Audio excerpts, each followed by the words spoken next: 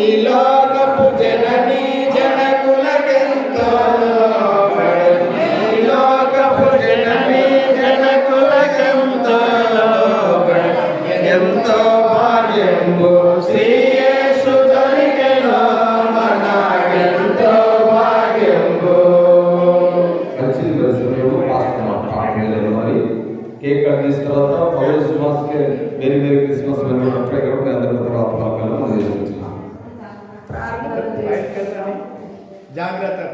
అత్యున్నత సింహాసనంపై ఆసీనుడమైన మా గొప్ప దేవుడా, పరిశుద్ధుడా, నీ పరిశుద్ధమైన పాదములకు వందనాలు.